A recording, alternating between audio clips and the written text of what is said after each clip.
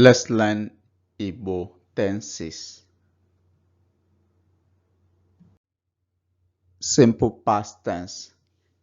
The syntax for simple past tense in Igbo is suffixing RV to the verb root, where V is the last vowel. So, for example, the verb do, that is to do, is me, ime, me in Igbo. So simple past tense for do is did. In Igbo, it will be mere. So we get the me, which is the verb root from above, and then we have R, and then E. We repeat the last vowel in me, so it becomes mere. Mere is did. He did it. O mere ya. That is simple past tense. O mere ya. Another example, cook, that is to cook. Cook is si. So cooked, which is the simple past, would be si, and then we suffix R, and then the last vowel from si, which is E, it becomes siri. So she cooked yam. O siri ji.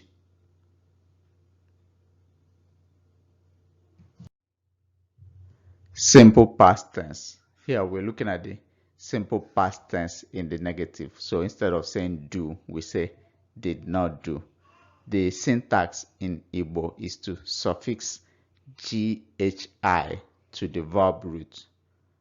Example, the verb to do is me. So did not do is mere.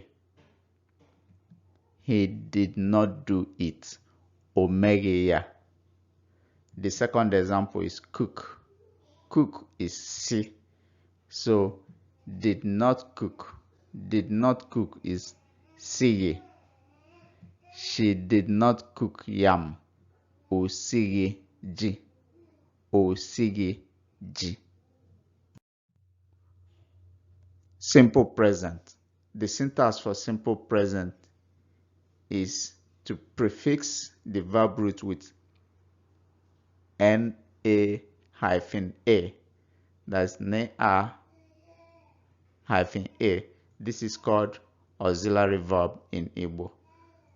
So na is an auxiliary verb in Igbo. Example, do is me. Simple present will be does. So does will become na-eme. So the choice of na, N-A-A or N-A-E will depend on vowel harmony. What does the verb root have? Does it have a heavy vowel or a light vowel? So in the case of me, me is a heavy vowel, so it has to be na-eme. So he does it. Ọ na-eme ya. Ọ na-eme ya. Cook, si. Cooks would be na-esi. So si here is also heavy. So we continue using na-e because it's heavy. So she cooks yam. Ọ na-esi ji. Ọ na-esi ji. Present continuous. Present continuous is the same with simple present in Igbo. For both of them, we use the auxiliary verb na. For example, do is me in Igbo. So doing is na-eme. He is doing it. Ọ na-eme ya. The second example is cook, which is si. Cooking is na-esi. She is cooking yam. Ọ na-esi ji. Ọ na-esi ji. Simple present. the negative form of simple present, so not doing. The syntax here is nage, which is the negative for the auxiliary verb. Nage a or nage a. Do is me.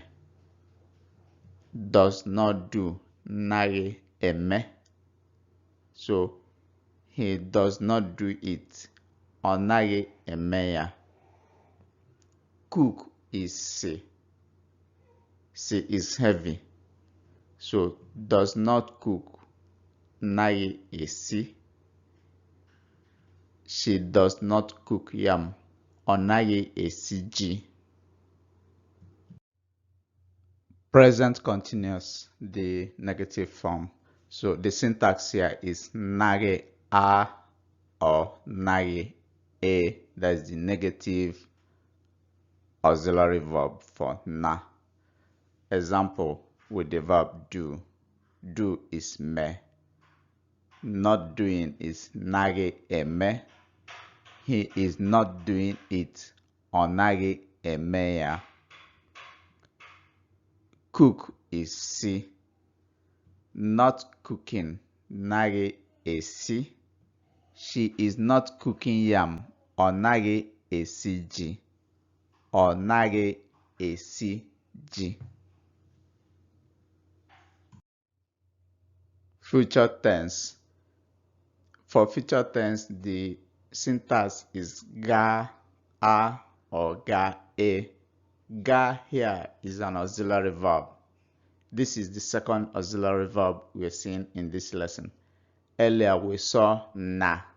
Na is the auxiliary verb used for continuous tense or simple present tenses. Here, ga is the auxiliary verb that we're going to use for future tense. So that ga indicates future tenses. Example, do. Do is me. We do, ga eme. Ga eme. He will do it, oga eme ya. Cook is si, si. Will cook, ga esi. She will cook yam, oga esi ji. She will cook rice, oga esi rice. Future continuous. Earlier we saw ga used for future tenses and na for continuous tenses. Now for future continuous, we have to combine ga and na. And the syntax is ga na a or ga na a. Either of these two. The choice of which to use will depend on whether the verb is heavy or light. So see my lesson on vowel harmony to understand which of these two to use. Example, do is me. Me is a verb with heavy vowels. So we have to go with ga na a. Therefore, we'll be doing is ga na eme. He will be doing it, oga na eme ya. Cook is si. Will be cooking, ga na esi. She will be cooking yam, oga na esi ji. Future perfect. The syntax is gala a or gala a. So we still use do, which is me in Igbo. We have done. Done is the future perfect for do. We have done. In Igbo it is gala eme. Here we have done it, ogala eme ya. Cook is si. We have cooked, gala esi. She we have cooked yam, ogala esi ji. Future perfect continuous. The syntax for future perfect continuous is gala na a or gala na e. We use the verb do, which is me. We have been doing gala na eme. Here we have been doing it. Ogala na eme ya. Cook is si. We have been cooking. Gala na esi. She will have been cooking yam. Ogala na esi ji. Say she would have been cooking yam for 4 hours. So ogala na esi ji. Past continuous. So for past continuous, the syntax is nara a or nara e. We use the verb do, which is me. Past continuous is was doing. In Igbo, it will be nara eme. He was doing it. Onara eme ya. Cook si was cooking. Nara esi. She was cooking yam. Onara esi ji. Onara esi ji. Conditional perfect. The syntax is gara a or gara e. We use the verb do. Would have done. Gara eme. So he would have done it. Ogara eme ya. He would have done it. Ogara eme ya. Cook is si. The conditional perfect is would have cooked. Would have cooked is gara esi. She would have cooked yam. Ogara esi ji. Present perfect. The syntax is to suffix the following to the verb. I'll spell them. I'll spell the suffixes in Igbo.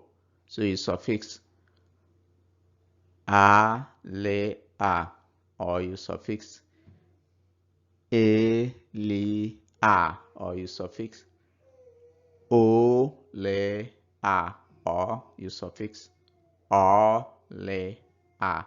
So one of these four. You suffix one of these four. So do is me. Have done. The present perfect. Have done. Mela. So he has done it. Omelaya. They have done it. Ha emelaya. Cook is si. Have cooked. Sela. She has cooked yam. Osela ji. Osela ji. So for the suffixes, if the verb ends in a, then you have to suffix a, le, a. If it ends in a, that is the I with additional dot, you still suffix a, le, a. That is in English a, l, a. So if the verb ends in the English a or I with dot, then you have to suffix a, l, a. If the verb ends with English e or English I, the regular I, you suffix English ELA. Alright, that is the second option here.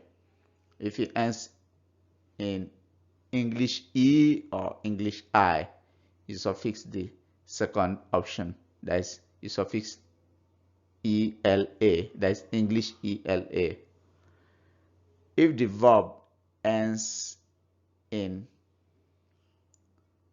U or O, that is the English U or English O, then you suffix OLA, that is the English OLA. If verb ends in O or U, English O or English U, you suffix English OLA. Finally, if the verb ends in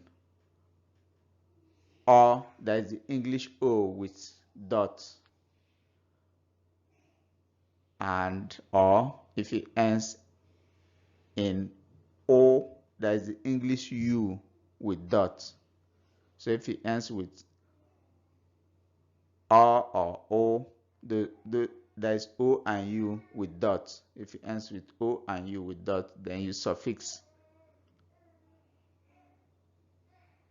O with dot LA, that is in Igbo, or le a.